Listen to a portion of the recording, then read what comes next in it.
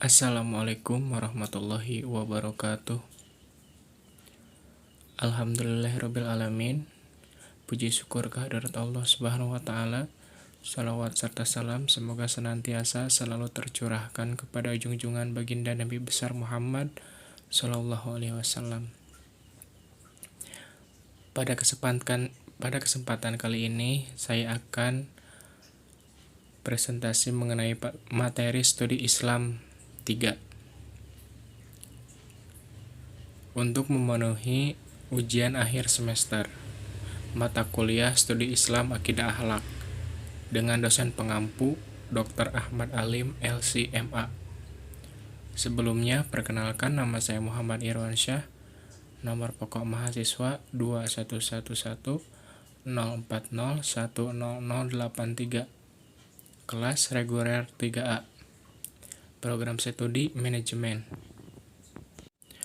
Adapun pokok pembahasan yang akan saya presentasikan yaitu yang pertama, akhlak kepada tetangga, yang kedua, jiwa mutmainnah melahirkan akhlak mulia, yang ketiga, terapi syubhat dan syahwat, keempat, meneladani akhlak Rasulullah, kelima, akhlak dalam bermedia sosial, 6, akhlak terpuji, adil dan ihsan, 7, akhlak tercela suap dan korupsi, dan yang terakhir yaitu akhlak kepada kedua orang tua. Yang pertama yaitu akhlak kepada tetangga.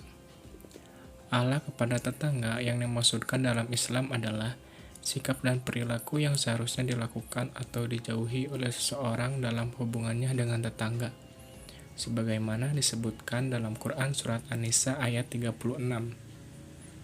Bertetangga ialah kepada bagian dari keimanan seorang hamba. Malaikat Jibril mewasiatkan tidak hanya satu kali tetapi beberapa kali Rasulullah tentang bertetangga karena sangat penting menghormati dan berbuat baik kepada tetangga, sampai Rasulullah mengira bahwa tetangga bisa menjadi seorang ahli waris. Kemudian yang kedua yaitu jiwa mutmainnah melahirkan akhlak mulia. Mutmainnah adalah jiwa yang beriman dan tidak digelitik dan duka dalam hati.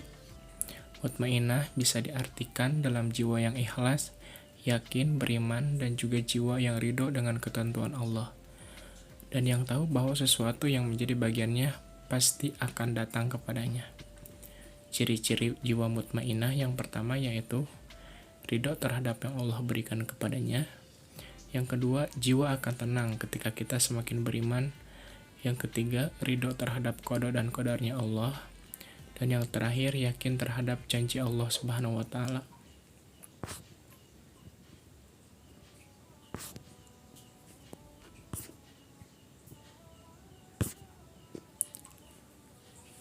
Kemudian materi yang ketiga yaitu terapi syubhat dan syahwat.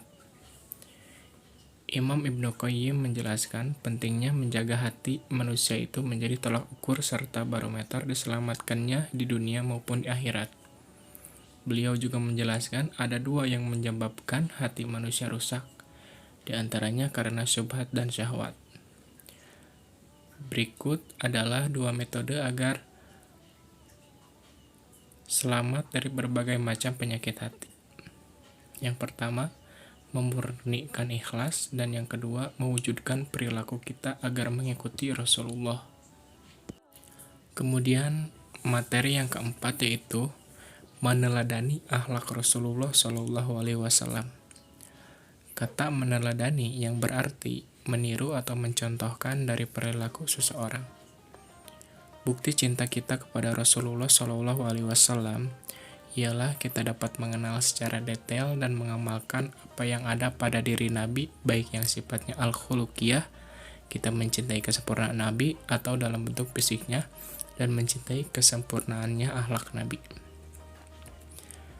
Sebagaimana telah Allah turunkan Quran Surat An-Nisa yang artinya, siapa yang taat kepada Allah, kemudian kepada Rasulullah, maka mereka itu akan bersama orang-orang yang Allah telah berikan nikmat kepada Nabi dari orang-orang yang siddiq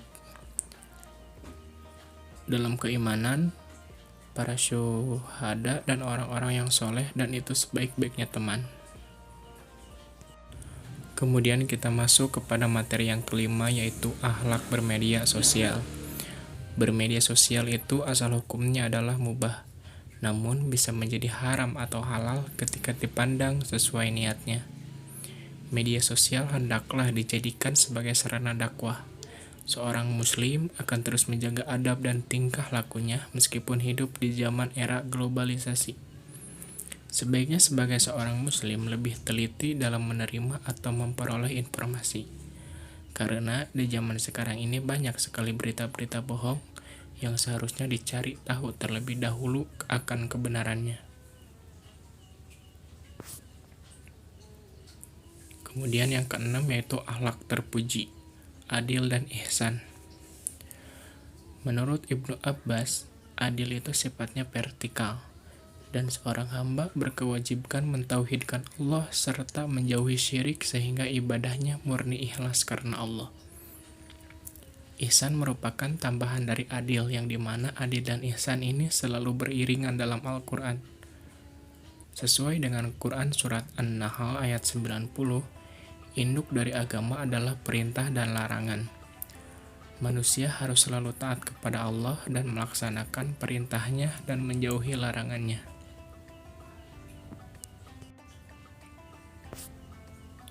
Kemudian materi yang ke-8 yaitu akhlak tercela, suap dan korupsi. Riswah atau suap sesuai Quran surat Al-Baqarah ayat 188 adalah dilarang memakan harta dengan cara dosa, terlebih ketika kita sudah mengetahui budaya suap menyuap ini sudah ada pada zaman dahulu. Dampaknya yang sangat besar sekali bagi yang menyuap atau yang disuap. Nabi melaknat orang yang menyuap dan orang yang memakan suapnya. Salah satu dampak suap itu akan menumbuhkan daging yang akan menjadi bahan bakar api di neraka kelak. Kemudian materi yang terakhir yaitu materi yang ke-8 mengenai akhlak kepada kedua orang tua. Hubungan yang terbaik antara manusia dengan manusia adalah berbuat ihsan kepada kedua orang tua. Dilihat dari beberapa ayat, Allah menceritakan untuk bertauhid lalu hormat kepada kedua orang tua. Berbakti kepada kedua orang tua adalah perintah kedua setelah perintah untuk bertauhid. Umar bin Khattab mengatakan bahwa birrul walidain yang terbaik adalah yang dilakukan oleh seorang anak kepada orang tuanya yang telah tiada.